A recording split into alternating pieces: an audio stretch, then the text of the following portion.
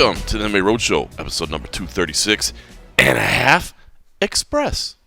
That's right, and a half express. Because Cold Coffee and I are going to have to leave for the airport in about 5 hours or so. That's disgusting. A little bit of sleep would be appreciated, and we still got to finish packing, that sort of thing. We're kind of up against it, but listen, UFC 243 is in the books. We were both in the building here in Melbourne, Australia, and we couldn't get away without talking a little bit about it because Cold Coffee, I know that you watched the fights from the press room, so it's a little bit different feel than being there in the building, especially when we're talking about a big building like that. Apparently, 57,000 people. I don't know if I believe that 100%, but that's the number that's being given to us, so that's the number we'll go with. It was busy, but listen, I feel like we watched something special tonight, man. We have watched the meteoric rise of Israel Adesanya, and we have said all along that the kid is dripping with star quality. He's dripping with that X factor. He's Hollywood now. He's Hollywood, but man, did he go out there and execute every aspect of the game. I mean, let's start with the walk-in. The walk-in was over the top crazy. That is the wildest walk-in. Now, I mean, if we want to go back to like the Pride days and things like that when things were a little bit more over the top, okay. But as far as the modern era of MMA goes, a walk-in like that, I don't think I've ever seen anything like that. I mean, especially for him to be taking part in a choreographed dance and man, it's just. And as he was walking in, I will admit, the first thing I thought was, if this dude loses, he is going to get blasted so bad for this walkout. But you know what? It was entertaining. It was very, very entertaining, and he puts himself out there. That's what he always does. And he didn't lose. The fight itself was phenomenal. Listen, Robert Whittaker was aggressive. He was trying to take it to him earlier. I didn't think Whittaker looked bad. I mean, I think we all thought the early part of the fight would be the most difficult for Robert Whittaker, getting the timing down. I didn't think he was doing bad. In fact, I thought he was winning that opening round. That said, I don't feel like Israel Adesanya was ever in any trouble. I just felt like it was a round that Whittaker was winning. And, of course, then the uppercut drops Robert Whittaker right at the bell. Crazy little scene there because cage side, we couldn't hear any horn or bell or anything like that. So yeah. I didn't think the fight was over. It didn't look to me like that would be enough to end the fight. But it was one of those weird moments where it wasn't clear. And then, of course, Robert Whittaker recovers well enough, but it doesn't matter because Israel Adesanya comes out in that second round and just absolutely starches him. Beautiful finish there. Then, so he kills the pre-fight walkout. He kills the fight itself. And then he scales the cage to make sure that he's flipping off Bohashinia, Paulo Costa. He's yelling at him a little bit, already setting up the next fight, which to me is absolutely the fight to make, the undefeated champion versus the undefeated challenger. They've had a little heat this week overall. It's kind of been building up a little bit. But stylistically, the differences between them, and again, the build-up will be there. It's just clearly the fight to make. So we killed the post-fight too. Israel Adesanya did absolutely everything right tonight. Yeah, that's for sure. It's funny, going back to the fight, and Robert kind of addressed it in the post-fight. And something I was noticing when it was going on is he was so aggressive in the beginning. He kept lunging. To try to hit him with that left, to try to close that distance. And the whole time I was in the back, I was like, dude, he's got to watch that, man. He's overdoing it. And that all it's going to take is he just getting that timing down on that, because Rob was doing it every time to try to close that distance. He was lunging in with that jab, and then it was like a little bit of a hook. But leading up to this, everything that Rob has been through with the past fights, with Romero, and then pulling it out, all these big, sort of gut-wrenching fights, I picked him as well. I was like, it's going to be too much. His power is going to be too much. But Izzy did a really good job of just kind of laying back and letting it come to him. He picked it right. They were planning on Rob being aggressive, having the crowd sort of drive him forward. And that's what you saw. You saw him stay cool and calm and kind of pick his shots, wait for Rob to come forward, and then look for those counters. And it was one of those counters that kind of dropped him. And like you said, he recovered well enough, but, you always wonder how much he did fully recover. Yeah, because he staggered a few times in the second round. Yeah, I mean, it was rough. And again, we didn't hear the same thing. It happened so quick, but it wasn't until they played the replay after they were talking about that, you could hear it, you know. But in the action when it was going, because even in the press room, the crowd was so loud that it was kind of bleeding into it. Yeah, because the press room was set up basically just on the outskirts of the stadium, basically right there on the concourse. So I'm sure you guys were getting right the bleed behind in. some seats. You know? So I mean, it was probably 30 yards from the closest spectator, you know, which normally we're a lot further and we're sometimes down below in another one. But again, the way that this place was built, you know, it's kind of built on some underground parking lot, and it was kind of built up from the water, you know, so there's not a lot of extra space that they can have for the typical areas that we typically have media rooms back in the States. But it was great, man. Izzy, it was an incredible performance, you know, and you know, again, like you said, I mean, he came out there and it was it was a little surprising.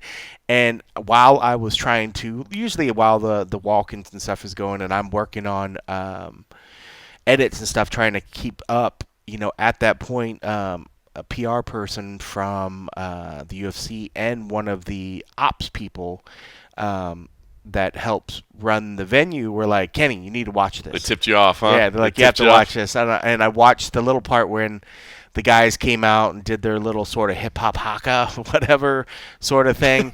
And this is a great way to put it. You know, and this is before Izzy ran out. So I was like, okay, that's it. You know, and I started looking down. They're like, no, it's not done yet. It's not done yet. There's more. And I was like, okay. So then I looked back up, and then that's when Izzy came through the tunnel and joined him, and then did the synchronized dance moves and stuff.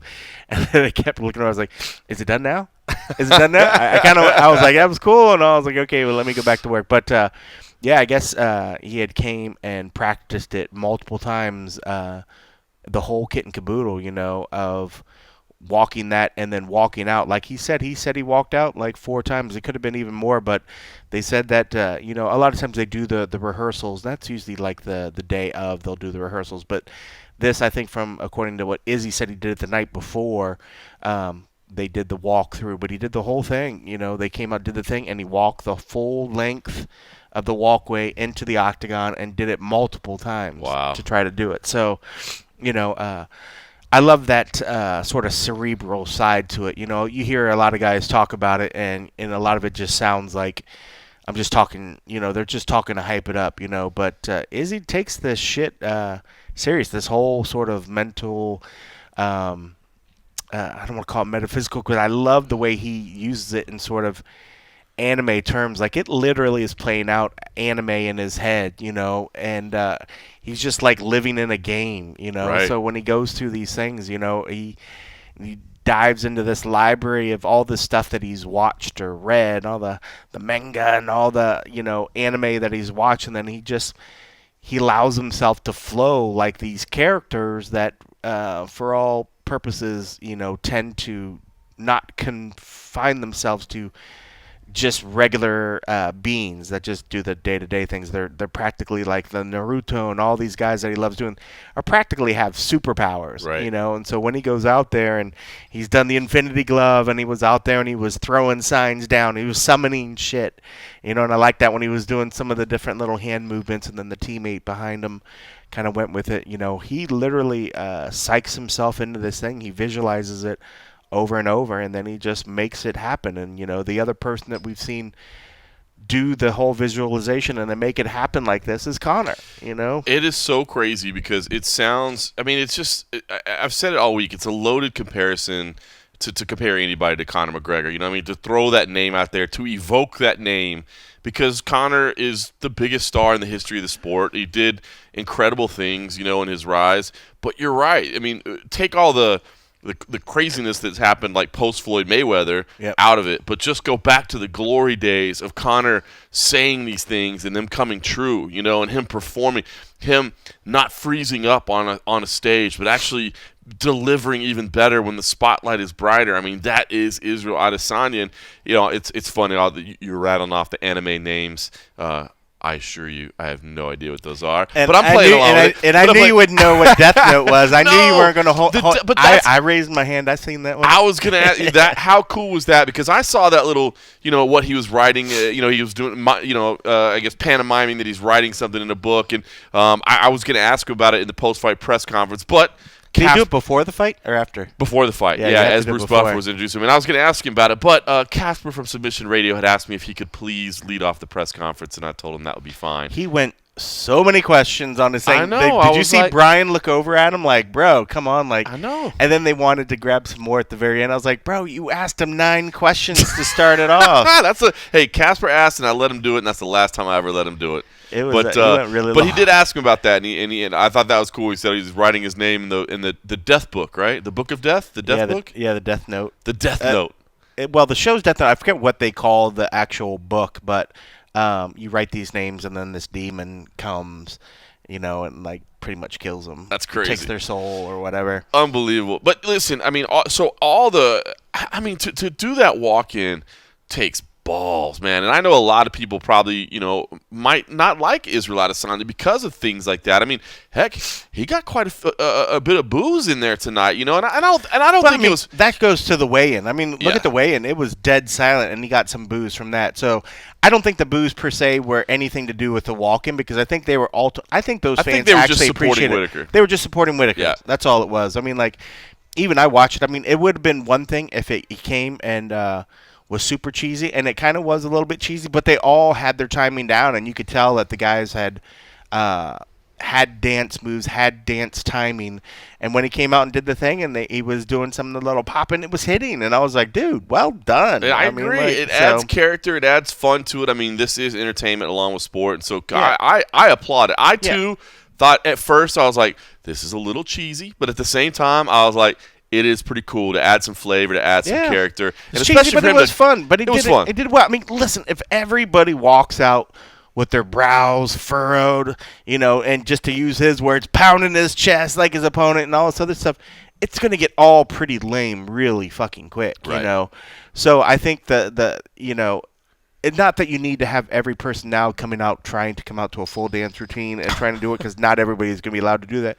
But, having a little bit of personality is never a bad thing. I agree. I agree. And it would have, if he didn't pull it off so well, it would have probably backfired and would have seemed really cheesy and really sort of like just wonky.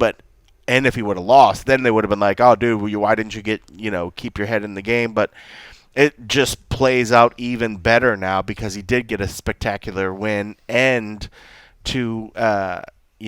he had his timing. It looked good. It was whatever. I mean, and it's fun. It was fun. It's fun. And then the performance itself, man, you mentioned it, just how relaxed and composed he stays. He doesn't force anything. He doesn't, as you said, Whitaker, man. I thought Whitaker was throwing everything with full power, man. He was exerting himself and reaching. Right from the get-go. Right from the start. And Adesanya just stays so composed and calm and relaxed and picks his shots, and it's the cliche or whatever that he says. I don't throw and hope, I aim and fire, but it's true. His accuracy is just, the precision is there, and the finish was deadly. I mean, had the first round gone a few more seconds, I mean, he would have. I have no doubt if that fight would have gone 10 more seconds in that first round, he probably would have finished it there. So, and he even admitted afterwards maybe he made a little mistake. He didn't pounce right away. Probably would have ran out of time anyway. But it was good. I mean, we gave him credit for that, and actually the commentators gave him credit for that was, they were like, oh, good on him for not doing it. So it seems like he didn't really even think about it. Maybe he partially did think about it. Right. As for why he stopped. But if he's doubting it now, he's like, oh, next time I'm not going to do that. Well, there goes what people were just giving you credit for, was being the better man and being the bigger man and realizing that, hey, your opponent's done. But the fact that he didn't really hear the bell and was just like, whatever, I don't know. It was cool, though. I mean, boy, it was a near perfect performance on his part. It was. And on a stage like that, a stadium, this event that everybody was saying was a little thin, and it probably was, but, I mean, you had this spectacular moment. I can't imagine that anybody walked out of there tonight and didn't feel like, man, I got my money's worth. I got a show, even just for the main event alone. I mean, I think the card was fun, but even the main event alone was just, I think it was a special night, man. I think it's a kind of night where we're going to look back and be like, man, you remember that night Israel Adesanya did that? I mean, destroyed Robert Whitaker, and then everything else that went along with it, the pre-fight, the post-fight, everything he did was amazing. Robert Whitaker, came and did do the press conference afterwards, which was good. The last time we saw a devastating loss in the main event at that stadium, of course, it was Ronda Rousey, and she didn't show up and do the press conference. And man, that was not that Robert Whittaker is in any danger of having his career turn around like Ronda's did that night, but I thought that was the beginning of the end for Ronda. It was bad, and I mean Whittaker just came in there and handled himself with dignity, with class. Certainly upset, frustrated, sad. Yeah. But said, listen, I'm not going anywhere. It is funny. He's actually the younger guy out of the two. He's 28. Adesanya's 30. He said, look, I'm still a young guy. I'm not going anywhere. I'm going to be back. I'd like to work my way back to Adesanya at some point. Whether or not that'll happen, I don't know. But I do think that Robert Whittaker is going to be around for some big fights. I don't know that he needs to stay in a number one contender role right now. I'm sure he could kind of slide down a little bit. There's no such thing as easy fights, but I don't think he necessarily needs to be fighting, to stay in that number one contendership right now. I think it's going to take a couple of fights to get back there. But I thought it was class of Robert Whittaker to come in and kind of address everything. I know that he's not always the most excited about doing media sometimes, so to come in and do post-fight, I thought he handled himself with class. And I really do feel, even in defeat, I really do feel like this was the first week that fans really, really gave Robert Whittaker love, man. It felt like he had a lot of support this week, and I felt like it was kind of the first time that I'd really seen that much support. Yeah, and you kind of wonder if that changed the way that he addressed this fight. Like if he let it all sort of feel like it was a little that pressure to kind of really go in there and do that showing, because he came out swinging with everything, and that I can't remember the last time I seen him go out there and go with that much fervor to finish a fight so quickly. And it just makes you wonder if it did impact him and altered the way that he performed, because even the commentators were sort of saying Izzy wasn't putting that much pop. He was kind of letting Rob do his things. He was stepping away, letting Rob throw a lot, and it was kind of almost in the hopes like that he thought Rob would sort of burn himself out. So I wonder if carrying the mantle and carrying all those hopes of the Australian people did make him really want to go out there and do something. But if there's ever a time to give your all, why not when you have near 60,000 people there rooting for you? Who wouldn't do the same? Yeah, it was cool. All right, so Bo Hashinya, Paulo Costa, he said, look, I want this fight. I'd love to take this fight to Brazil. This fight could be anywhere, right? I mean, it could be in Vegas. It could be at Madison Square Garden. I could even see, man, why would the people of Melbourne not want to maybe try to bring another stadium show back, man? I think they could. I think Adesanya could sell out the stadium again. Adesanya and Costa could sell it out maybe in. The people that booed him? You mean sell out the place that people booed him? Oh, man, they were cheering by the end, man. They were wild. They were wild. They were definitely wild by it, but it makes you wonder. I mean, it's interesting. Where would you like to see the fight? Do you think probably Vegas? Vegas. Yeah, I mean, unless you did a New Zealand one, just to give them a proper. But they got that Vector Arena is only like 9,000 seats. Yeah. I mean, I guess they have stadiums. I don't know. I mean, like Whittaker is. I mean, Whittaker. The people came for Whittaker. Right. I mean, I think a lot of people wanted to see Izzy and appreciated what Izzy did, and I think that's just credit to the Australian fans that are like.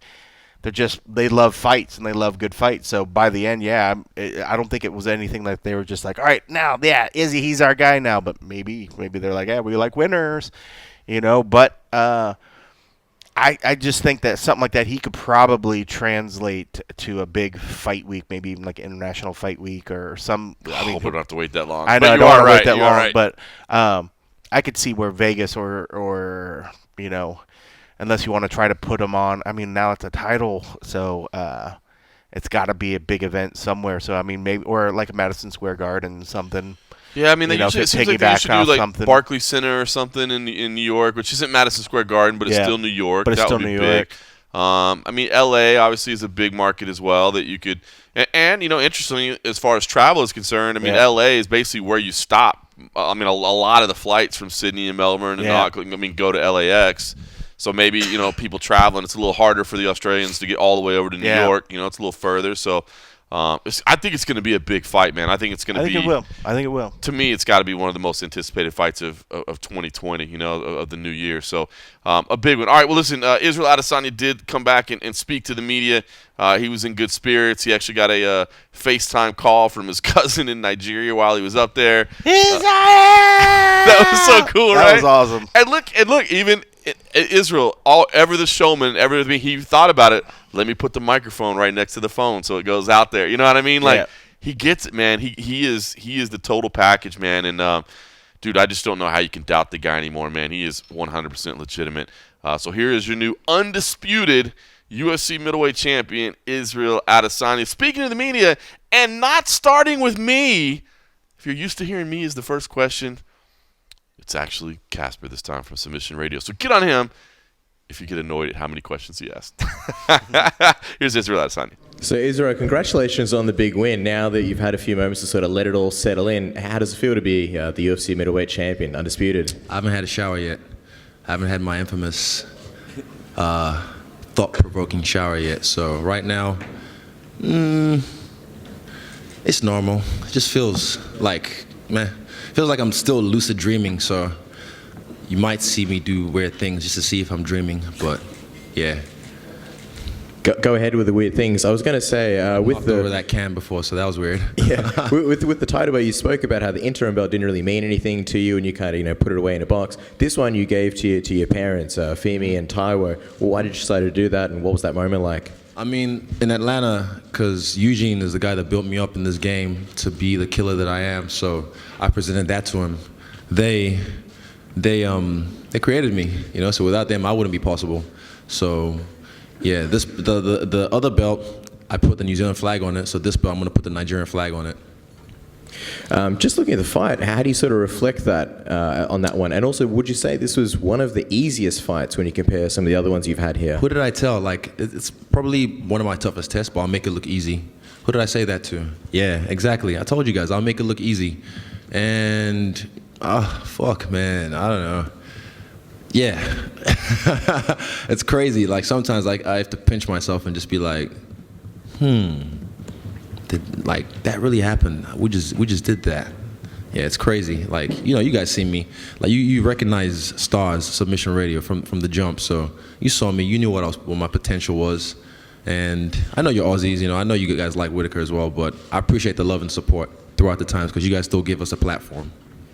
Appreciate it. Would you say this was your star-breaking moment? People have sort of compared you to Conor McGregor and things like that with the entrance and obviously in the stadium. No one is doing anything like I'm doing. This is a 60,000-seat arena.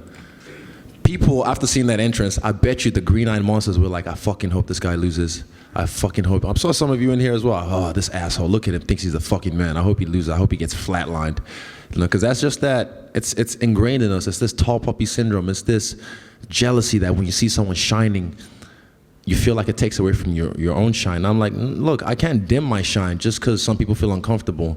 Everything went full circle tonight. I danced with some of my day ones, my guys, not even day -5s, guys that I've known from way back. Jay, I used to look up to him, back in Rotorua. Jesse, I taught him how to dance, and now he's just taking it and run with it. And to have them, set the tone for me and just have fun. And like I said, when I'm having fun, I'm the best in the world. So I was having fun. And when I saw him walk out, it was too intense. And you can't fake that shit. You can put your hoodie over your eyes and all you want. I can smell it's pheromones, to start. I can smell it off him. I was like, he's not with it. And he was doing the right moves, but there was no feeling behind it. So I saw everything coming. He hit me a few times, but I don't like getting hit because not that I'm a bitch or I'm not tough. I am, but it's not smart. But yeah, I just showed you guys I can take it and give it as well, apparently, because I have no knockout power and I got pillow hands. Boo-hoo. 2 more quick ones and then I'll pass the mic on. Just a couple of little things. There was a moment, I don't think it was broadcast, but Robert Whitaker, after you dropped him in between rounds or when the next one was starting, he winked at you. I'm wondering what was going through your mind when you saw that. And also you wrote something. I looked at him like after the round was about to start. He's looking at the TV. I was like, don't look there. Look at me. You got to worry about me right now. That's done. That's what I was trying to say to him. That's a moment past. Because I could have rested my laurels and be like, oh yeah, I dropped him. I'm going to rush him now. No. He's a beast.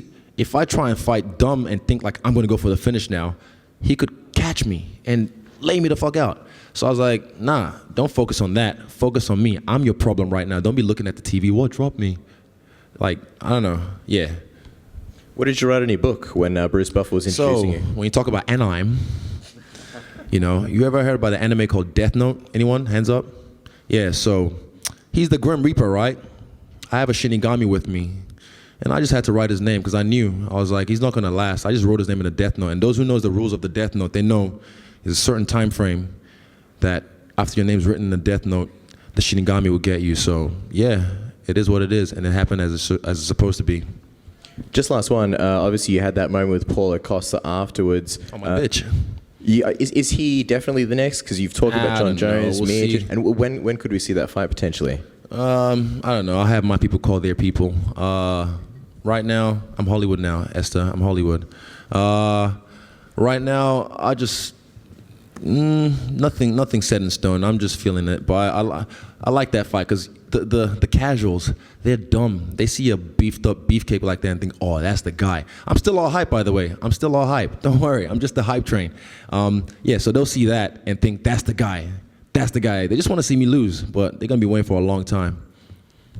Israel, I wanted to ask you about the motivation for that entrance. I mean, as you said, you know, it's going to bring on haters. There's no question about it. It's also giving you something else to think about and worry about other than, you know, a championship fight. I told you, I'm a dancer. I'm an entertainer. Like, I don't have to worry about it. We came up with that on Wednesday. I tried to do it at the Silver fight in February, and the UFC were like, no, we can't have that. I was like, oh, fuck you then. And then this fight, this is my show. I'm headlining this bitch. So I was like, no, I'm going to do it my way or no way. Like, who else on this kind of stage is going to do that before they go and whoop some ass, you know? It's no one. I think James Tahuno is the only one that's ever done it from what I can remember with the Men in Black intro, and Anderson Silva did it in Pride with his Michael Jackson shit. But, like, this is, I showed you guys, if I could sing, trust me, Justin Bieber wouldn't even have a job.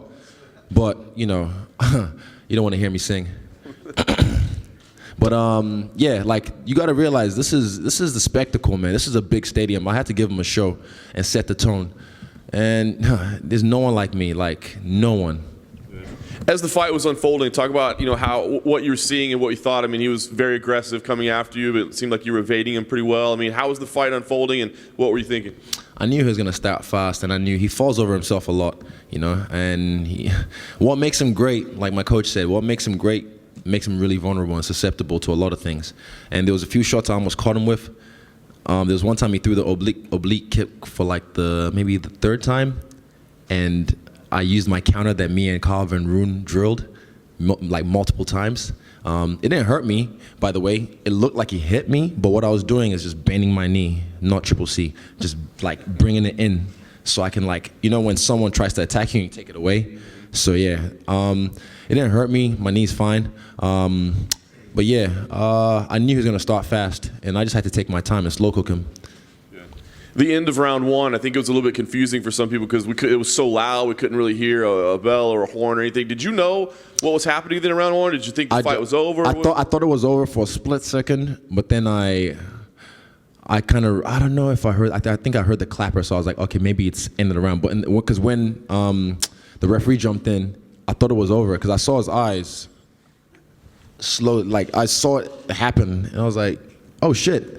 But next time I'm not gonna do that. I held my fist up, but that's stupid. I should have punched him till the referee actually jumped on him. But yeah, I guess the ref saved him in that one. But maybe it was the end of the round. I don't know. I have to watch the tape again and properly assess it. As for round two, yeah, like I said, he was looking at the screen, and I was like, no, you got to worry about me. And as you were celebrating, it looked like you scaled the fence. I know you said your options are open right now, but it looked like you had a message for Paulo Costa. What was said there, and why take that moment to address him? I mean, rather than just enjoy it yourself. And I enjoyed it myself. I definitely enjoyed it, but, you know, it sells the next fight. It sells the next fight a little bit, but at the same time, he's a bitch, and he's my bitch, and I want to make him my bitch, so that's why I did what I did.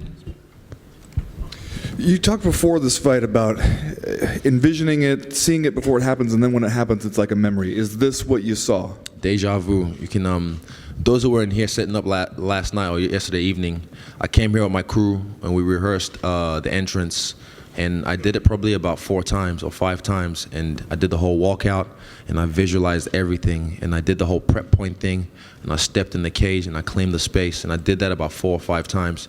And I also did the win, the victory, like just visualizing it, and I imagined the whole place lit up with people and loud cheerings and boos and people by the side, what they're saying to you, and just practicing it.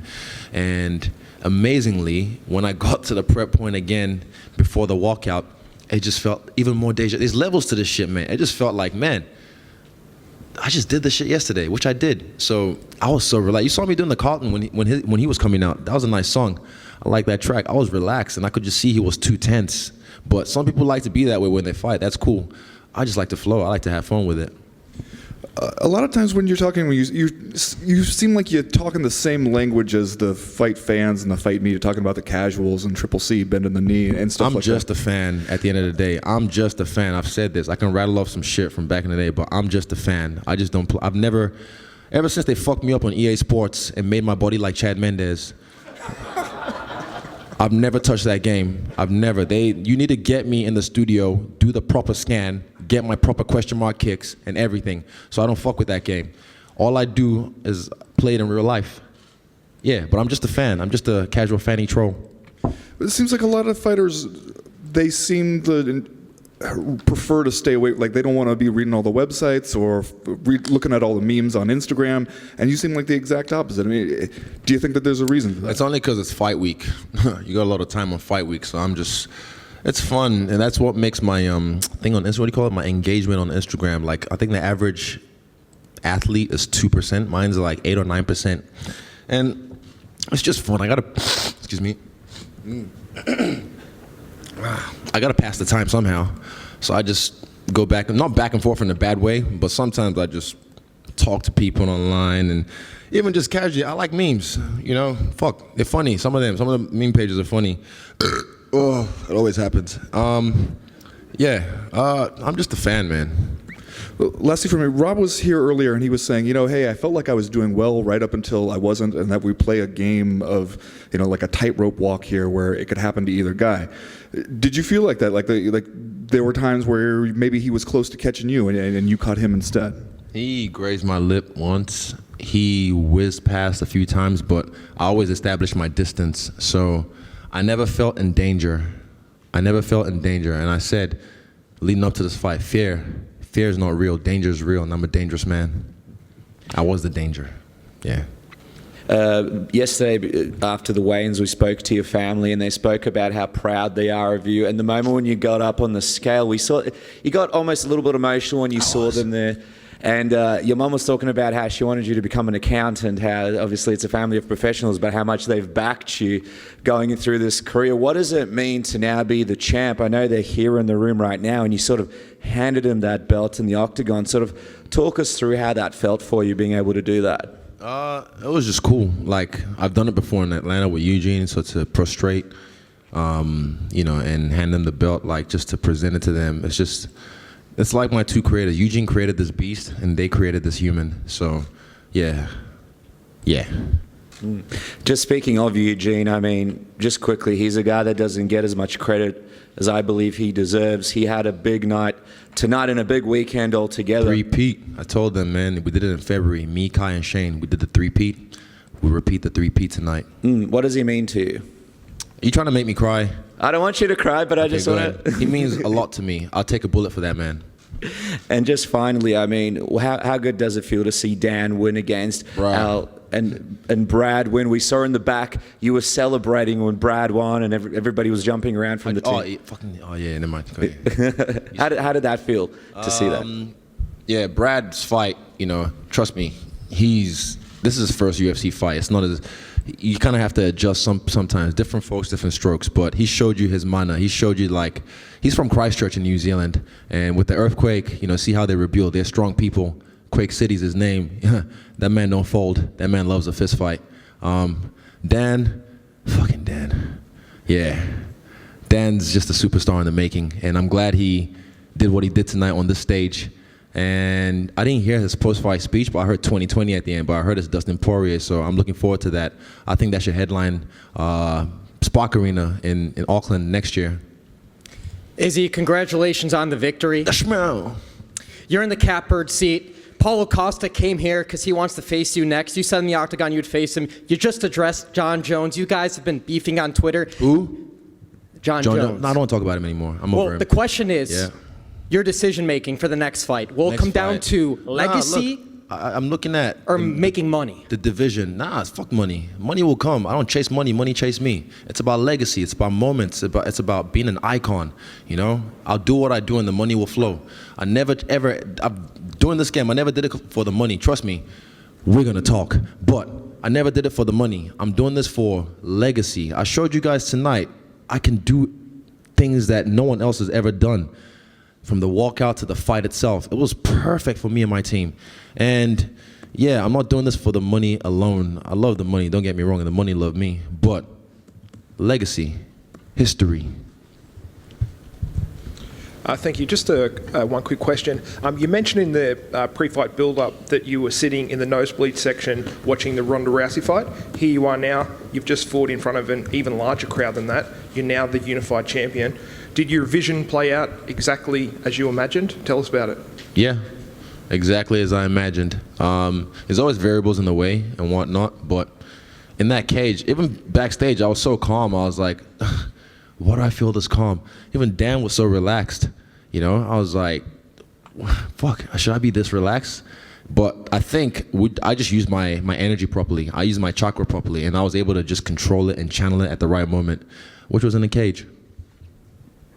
Izzy, after February, your fight in February down here, mate, I asked you about Africa, and I think you can pretty much call your own shot now. So the question is... Shot caller. The question is, mate, do you pick Africa or do you pick New Zealand? What do you mean? Well, where would you fight next? Right now? Oh, definitely New Zealand. Oh, I don't know. I don't know. You're trying to be that guy. First of all, what was I trying to say? For me, the UFC Africa has to take some time. It's not going to be next year. It's going to take some time because even right now, I wouldn't. Honestly, it would have to either be somewhere like Morocco because the leadership and the corruption where I'm from, people will try. It'll be too much, you know. Like there's just too many red tapes to get through. You know, when I went back there, I saw there's so much fucked up shit happening up in the politics and whatnot. I don't want to get too much into it, but yeah. What would I fight next? I don't know. Probably Vegas or New Zealand. I don't know. But I want Dan to headline Auckland, the next Auckland show, and don't do that again. If not, yeah. Israel, 2.5 years ago, you were competing in kickboxing. You got knocked out by Alex Pereira, and now you're the undisputed middleweight champion of the world with an 18-0 perfect record. If that fight had gone differently, do you think you would be here? Yes. Yeah, definitely. I mean, it definitely showed me, you know, my character, my fucking hold up, my phone's buzzing out of my mind. Go away. It definitely showed me, you know, my grit, my will. Like after that fight, I realized, look, my dog still loves me, my coaches still love me, my parents still love me. You know, the sun will rise again the next day, and so did I. And here I am. I've risen like a phoenix. Are you the biggest star in the sport right now? What do you think? It's subjective. I can't say that about myself. It's subjective. You might not like me to think I am, but yeah, if you want to say that, go ahead. Thank you. Hey, at the Ultimate Media Day, you mentioned that when Listen to this shit. Hold up. Let's stop now. Carry on.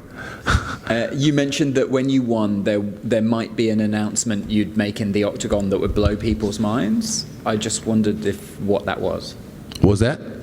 You mentioned at the Ultimate Media Day that if you won, that there might be an announcement you could make in the octagon afterwards that would blow people's minds, and I was just wondering what that was going to be. I don't remember saying that. I say a lot of things. I say a lot of things. Hey, Israel. Obviously, you're not a massive fan of Paulo Costa's physique, it seems, but what do you... He looks good. He looks beefy, and he looks like a swimsuit model, doesn't he? Yeah. Yeah, I think so. He's a handsome man. But what do you think of his fighting ability? I mean, as a It's fighter... basic, but that's not a bad thing. Basic is what, you know, my shit is built on, foundation. I just know how to work off my basics. He doesn't.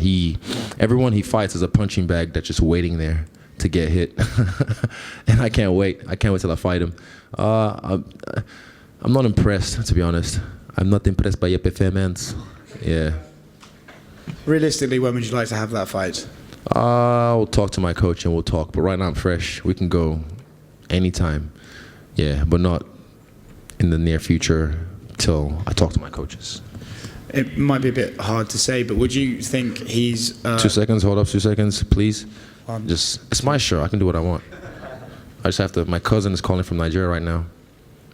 Say hello from me. Olumide Sugar, what's happen? It's my guy. Wait, why we late? You're on TV now, Joe. You don't know.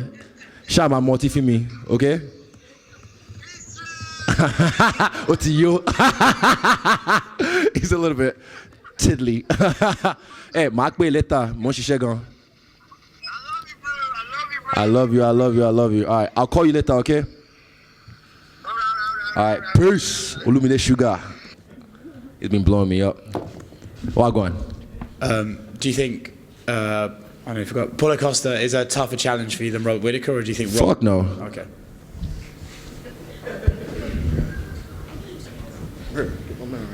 I just honestly, like I say, like I came from when I was.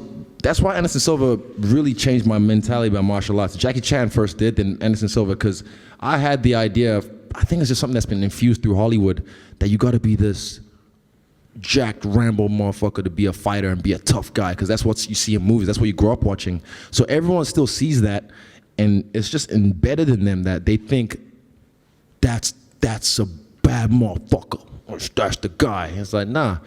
And look at me, oh, he's so skinny, bro. I'm gonna break his face, bro. I'm gonna break him. You got no power, bro. Well, I don't need power. Everyone has power. I have precision. Izzy, you know, when I was speaking, sorry, over here. Hi. When I was speaking to you in the lead up to this fight, you kind of referenced Demetrius Johnson and Anderson Silva as people that you wanted to be as great as, or even surpass. Is that your idea now with that title? You kind of are looking at their run of title defenses and you want to compete with that? Look, it's harder to stay champ than it is to be champ. This is most people's, like, they've clocked the game. And then you see a lot of people just fall off after this. Then they don't have that, because they've done it. They've done what they wanted to do, what they set out to do. I've done one thing that I set out to do, which is become the UFC champion. Now it's about defending that actively, not like fight twice a year. You know what I'm saying? Like a lot of people just expect, it's different. I'm going to do what I'm going to do. I'm going to run my own legacy, not like anyone else or compared to anyone else. I'm going to run my own legacy and carve my own way. Eugene kind of said to us that he wanted to see what would happen to you when you became champion. Would you stay as active? Is that what you're saying? You want to keep up this same activity? Yeah, I saw that snippet of the interview when he said that. He's like, it depends. There's a quote, it's harder to wake up in the morning when you silk sheets, sorry. Fuck, stay woke, stay broke. It's up here. Don't ask me for shit. I'm broke. I got no money. All my money's just tied up in investments, so I need to eat, I need to pay bills, so I got to fight again.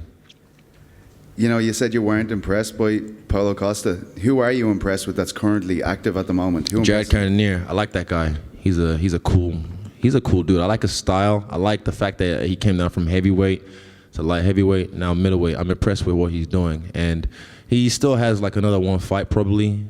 Well, it depends. Depends who he beats next. Depends who he fights next. 1 or 2 fights. Then I want to see him some, I like challenges like that. Like Robert. Robert's a beast. I've seen Robert on Tough Smashes. I didn't really watch the season, but yeah, was it Tough Smashes? I don't know. Which one did he come up on? Yeah. But it's about taking names, taking out the greats of this game. So when it's all said and done, it's not about like, oh, he won that belt or this. It's like, nah, he beat the fuck out of everyone that they put in front of him. Just finally, do you expect Rob to be able to fight his way back into a rematch situation? I told him in the octagon, I said, I'll see you again. Because I remember, first thing I said, look, you're better than, what did I say? I can't remember now. It'll probably be on one of the things with the UFC, they'll catch it on camera, but I said, I'm greater than I think I am, because that was my alarm for the last 12 weeks. When I wake up, it says, UFC 243, be greater than you think you are. And that's because he said, oh, that Israel fella, he's not as good as he thinks he is. So I took that. I was like, you don't know how I think I am. I'm great. Like, you don't know me. So for someone to try and tell me how to be me, I don't know. It's not personal, but I just kind of use that as like a little fuel. So I just told him, like, I'm greater than I think I am, and so are you. You know, it's like, I don't know. And I said, I'll see him again, definitely. Like, he'll definitely work his way up. And he said, probably in 2 fights, I'll see you again. All right. Thank you, Izzy. Are we done? Oh, that was fun. Smoke or break? All right, Israel Adesanya, man, just absolutely crushed it from start to finish. Crushed fight week, did everything. Izzy, one more question, please. We love our boys at Submission Radio. We love our boys at Submission Radio.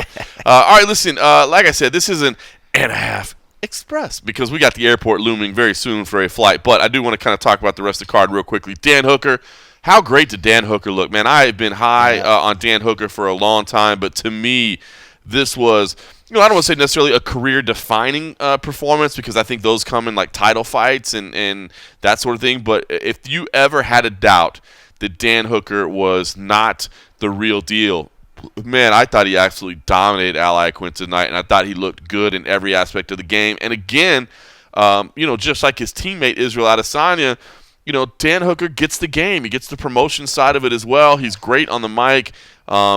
He uses time to call out Dustin Poirier. Of course, Dustin Poirier instantly comes to Twitter and says, I'm not interested in it. But we asked Dan Hooker about that at the post-fight press conference, and instantly he's got a retort to that. He's saying, what? He wants to fight Conor McGregor. Like, if he wants to chase leprechauns, do that. If he wants a real fight, come get me. Again, Dan Hooker, he had a great performance from top to bottom, both in the cage and on the mic. Yeah. Wow. Setting up cold coffee for the transition there. As you can tell, it is very, very late in the evening. I was like, what a perfect time to throw some more audio in. I was actually looking at our staff picks. This fight wrecked us. Like, we have some staffers that went 0 for 5. I was just looking at. Do we really? Simon Head went 0 for 5. No, actually, he got not Simon, but Simon Samano went 0 for 5. He went Whitaker, Iaquinta, Tuivasa, Jumo, and Tafa. Wow. Yeah, Simon Head. He got Hooker right. This was a tough one. It was. And that's what threw me off. I was actually just looking at these cards. I was looking at this thing thinking, like, wow, we all really sucked out our picks today. So he's usually so good at picking up the little set. We've been doing this so long. You're usually pretty good at picking up the little set. I kind of heard, but I was like, wait, did he say we were going to audio? That's so great. Let's go to audio. Let's do audio. Dan Hooker's performance was much better than Cold Coffee's, I can tell you that. And now here's Dan Hooker's audio. I'm a big fan of Dan Hooker as well, man. He's a good dude. So I thought he did great. Sergey Spivak picking up the win over Tai Tuivasa. Gotta say, man, he wrecked our picks. Oh, dude, this to me, and credit to Matt Erickson, but he always picks the underdog. Yeah, Matt Erickson, the only one that picked him. He just likes to be controversial and pick fights that he thinks aren't gonna. He likes to be the one that is the only one. But he did pick Whitaker, so that's interesting. Maybe that wasn't. Was Whitaker? He was the favorite, wasn't he? Yeah, that's what I thought. So it's like a pick 'em, I think. Okay, more or less. So it wasn't like he just went straight underdog, but he literally picked. He got Spivak, right, and that was it. Well, listen, Sergey Spivak, looked good after a debut where he looked awful. To be honest with you, he didn't really get to look like anything because he was wrecked pretty quickly. But man, it just this to me was a bad loss for Tai Tuivasa because.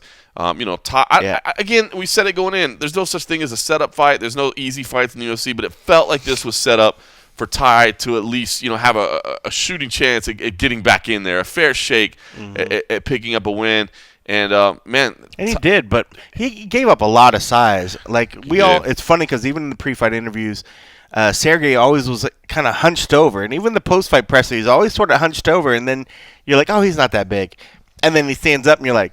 Holy shit! Yeah, he's big. He's a big dude. But yeah, he just had a way of just sort of overpowering Tai, and there were moments where it just felt like you're like, Tai looks tired again. But then he would pop up, and you're like, okay, no, maybe Tai's cardio is good, But for some reason, he just had real issues of getting off the ground, and I think whatever questions have sort of been lingering there when it comes to Tai being able to get up off the ground and have a a good sort of submission base to get out of some of these things. Yeah. I think that's still a lingering question that's going on for him, because when he stands up and he can bang, I mean, he's actually pretty quick and spry on his feet and actually moves pretty damn well. It just seemed that Sergey had no problems at all going in for these single leg, double leg takedowns, and he just kind of took him down at will, and then there was no real answer for it. That's disappointing, because you lose to Junior Dos Santos, you lose to Blagoy Ivanov. That's okay. Those are accomplished athletes. You know, Blagoy isn't always the most exciting fighter, but he's got a great record for a reason. And those were understandable losses. This is a bad loss for Tai Tuivasa.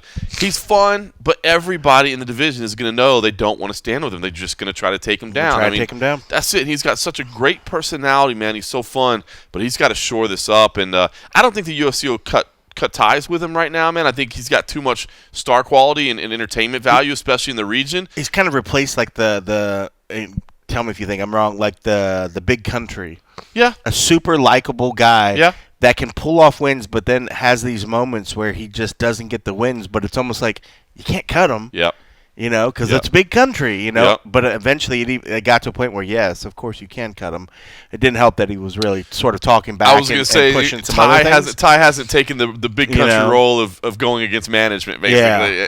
So, but you're right. I mean, but likable will only keep you around for so long. That's right. I think he needs to win next time out. Diego Lima picked up the split decision win over Luke Jumo. Listen, I was surprised this was a split decision. This was not the most exciting fight for sure. The way these styles came together didn't necessarily end up being incredibly exciting, but I thought Lima had a case for winning 30-27, to be honest with you, at the very least.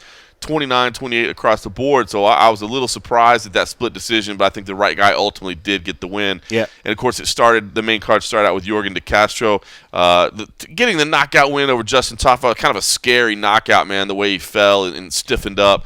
And speaking of picks, man, I let my emotions get the best of me, man. I had Yorgan De Castro, and then I met Justin Tafa this week, and Tafa came in. I think that's why it was such a devastating thing. He was coming with everything. Yep. And he wanted to get that big knockout, and just unfortunately, speed and technique kind of got that shot, and that's why it looked so devastating, because he was a super strong hit, but then he had all of his force going into it. He was moving forward, yeah. And then he just dropped, it just flat, and it was almost kind of scary because he dropped so hard. But yeah, I mean, two likable guys. But yeah, it's funny because I remember you were so moved by the pre-fight interview that you did with him. You liked him so much that you switched your pick, and that kind of reared its head and bit you in the butt. Cost me on that one, man. Cost me on that one. Prelims were on ESPN2 tonight. Jake Matthews picked up a decision win over Rostam Akman.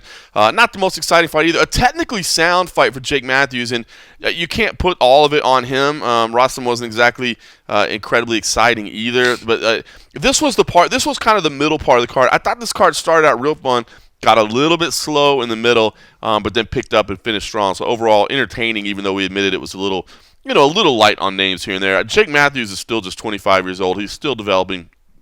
I thought it was a technically sound fight.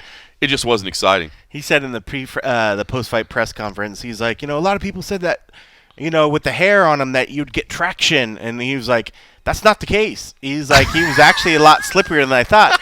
He's like, I think I'm going to start growing out. And he pulled open his shirt, and he's like me. He's not a very hairy person. Right. So his chest is like bare, and he's like, I'm thinking, I got a little something there growing right there in the middle. He's funny. like, I think for the next fight, I'm going to work that out. He's like, yeah, but he told me I'd have traction. He's like, I didn't have any traction. He was pretty darn slippery. That's funny. It's funny because obviously I wasn't in the back to hear that. Oh, Rustin was a very hairy guy. I was like, dude, if you have weight issues, you literally have probably 8 ounces.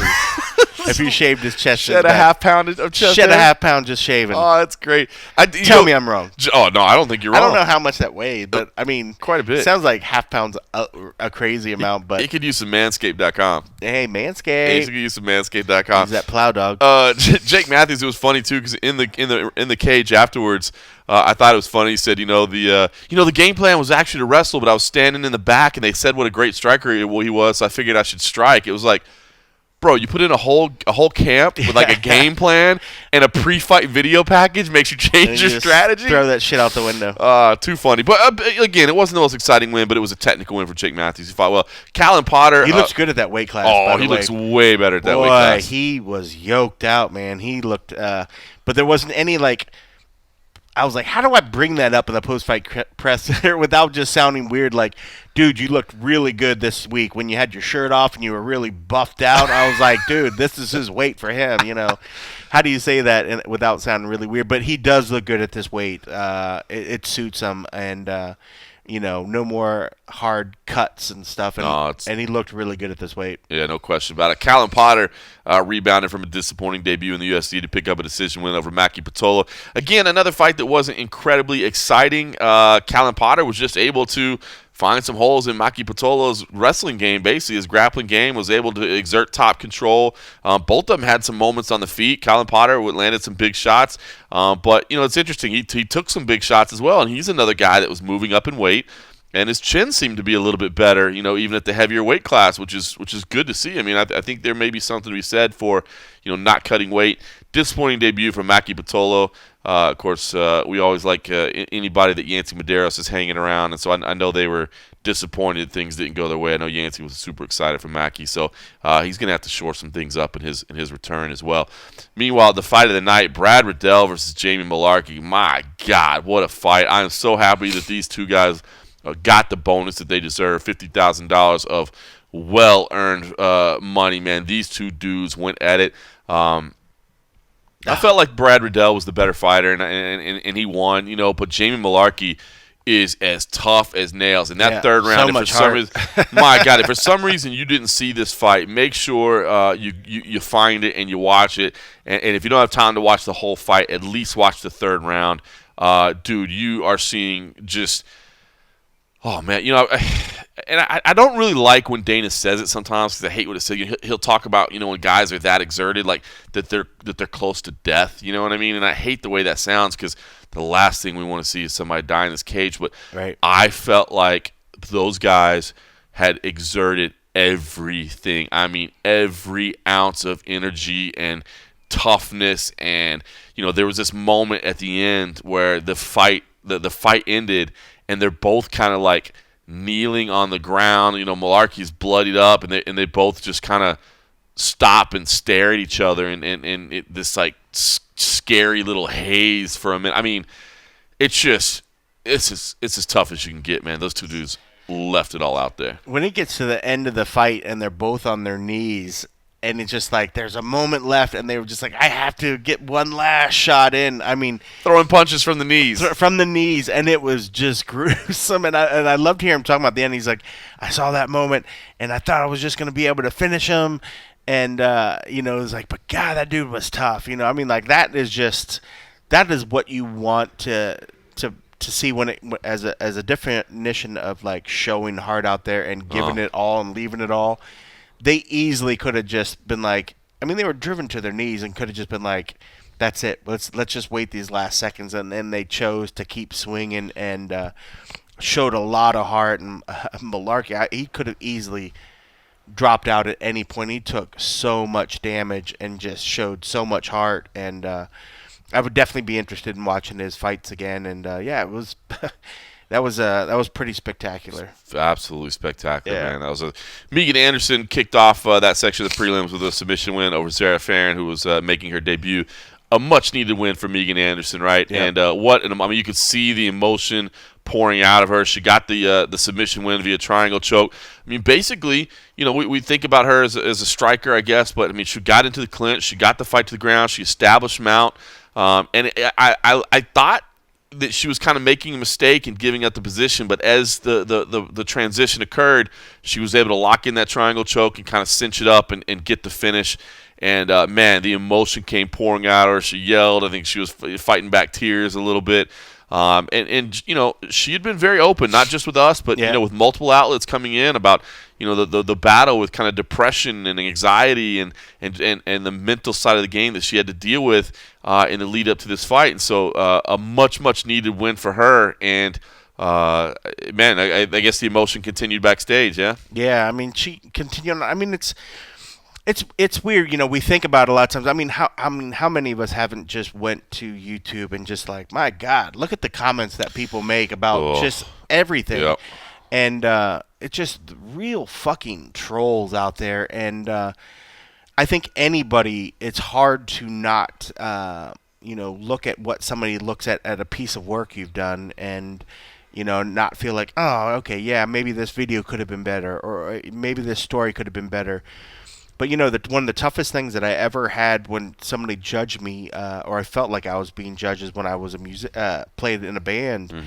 Because it's just you. It's you and your fellow bandmates pouring out your heart and soul into a song or into a performance. There's no sugarcoating. When they say that song sucks, they say whatever. They're in a sense saying, that portion of you sucks.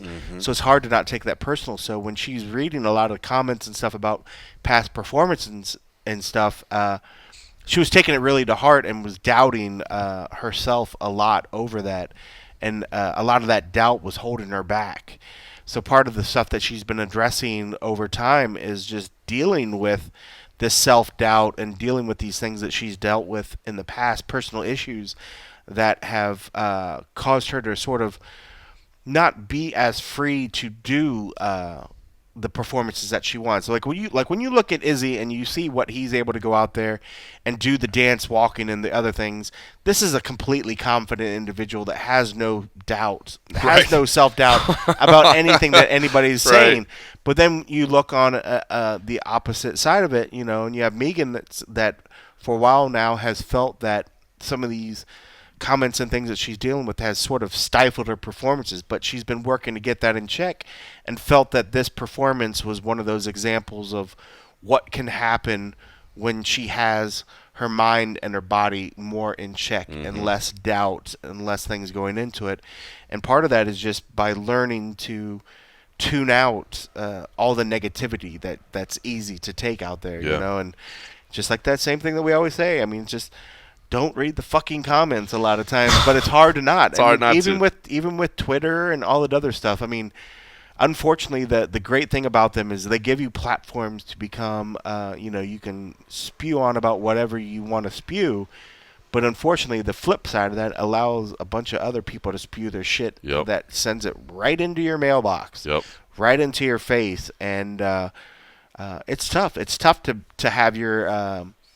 to be able to just, shuck that stuff off. I mean, I think we all can do a decent enough job to do it. I can speak from experience. But I take it personal sometimes, too. I take it personal sometimes, it just sometimes, sinks too. in. So I can only imagine on the size of the platform that she's operating on, the amount of comments and the amount of stuff that it would take in. So, I mean, she's only human. So, yeah, it was interesting, and she seemed like she wanted to talk about that stuff and got a lot of that stuff off her chest, and she seemed a lot happier, and it was good, man. That's cool. It was very cool. Speaking of all that online hate, that's why we're relaunching the Patreon.com. Patreon.com, the MMA Roadshow. Go join us over there. Help support the show, and let's build a fun little community over there where we don't have to have conversations with hate and dealing with those idiots on social media. Or you can pay a really lot and just talk super shit. Yeah, you know what? If you pay enough, talk all the shit you want. I will read the shit that you say. Yep. If you are willing to contribute to the show, I will take your feedback, even if it's negative. Yes. Because you deserve it. You're paying for the right to have that opinion. Yes. Well, one of our guys, I won't throw his name out to embarrass me. He does really well when it comes to donating. Oh, he's super nice. He can say what the fuck he wants. He basically single-handedly funds the show. We appreciate him. Yeah, but we have again, thank you all for pitching in there. Patreon.com, the MMA Roadshow. Help us out. All right, last two prelims real quick. Ji Young Kim picked up a second-round TKO over Nadia Kassem. She looked good. And Nadia looked good, too. She looked really, really good. And the only thing I wanted to say here, just, a terrible decision there. Again, not to be spewing any hate towards a referee, but a questionable decision there to pick up the mouthpiece in the middle of an exchange that I thought could have ended the fight. Fortunately, it did not impact the outcome of the fight. Ji Young Kim. He didn't want to hurt that pretty face. Yeah, that's it, man. He stopped. I thought he stopped basically what was bad. An onslaught that could finish the fight to replace the mouthpiece. That is not what you should do. Yeah. But Ji Young Kim ended up picking up the win anyway. And Ji Young Kim wants to fight in South Korea in December and wants to fight Alexa Grasso in that fight. And that was you know one what? of the names she said, yeah. Sign me up for that one. I am okay with that fight. That would be good. Khalid Taha picked up the submission win over Bruno Silva. Khalid Taha is a dangerous little dude at bantamweight, man. There was no reason why he never came back. He just never came back. Oh, that's right. Yeah, you guys never got a winner interview with him, right? So he never came back. The guy missed weight and didn't cut any weight, He was and then he missed his he interview. was supposed to come back, and they were like, "Oh yeah, we're working on it." Blah blah blah blah blah. And then all of a sudden, we're like, getting third, fourth fighters after that, and then they just kind of just said whatever. Interesting. So, yeah. All right. Well, Khalid, sorry. Because I wanted to ask him. I wanted to find out like what was the deal with it. I mean, you're 1 pound away, but shows instead of taking the 2 hours. Right. You know, I mean, was that a strategy or something that you just wanted to give that up? I mean, because 1 pound you could do it. Right. You know, but Kim was the same situation. She was even heavier, but I think she got to a point where she was like, no, I got to stop, or it could affect her performance. Could have been the same situation here. It's like, but just say that. Like come back and fess up for it. I mean, you were so close. You hate to always. You just don't. I mean, it's a bad precedent to know that you could just miss weight, pay a little bit extra, but then have an extra advantage over an opponent that's been. That is interesting, right? First 2 fights tonight. The 2 people that missed weight both win. Both win, which tends to happen. Does tend to happen. Bruno Silva, by the way, again the Henry Cejudo protege. He's actually a natural flyweight, so I think he's going to try to. He showed a lot of heart. Showed a lot of heart, man. But the other dude was just strong, man. When he was hitting him, man, he was hurting him. That's it. Well, listen, it was a fun card. It was very much centered around the main event, and deservedly so. Israel Adesanya is a beast, and there are going to be many, many more special moments with him in the very near future, I believe. Now we need to pack up. We need to get done. I need some sleep. A little bit of sleep. Head to the airport. Long journey home, and then you and I'll be in Vegas next week. It seems like maybe we'll be covering a little PFL action. The young Mike Bond is heading down to Florida to handle the UFC event there. So it is a very, very busy fight week, and of course we'll have it covered for you like we always do. In the meantime, we got to head home, so we'll just tell you all, thanks for listening.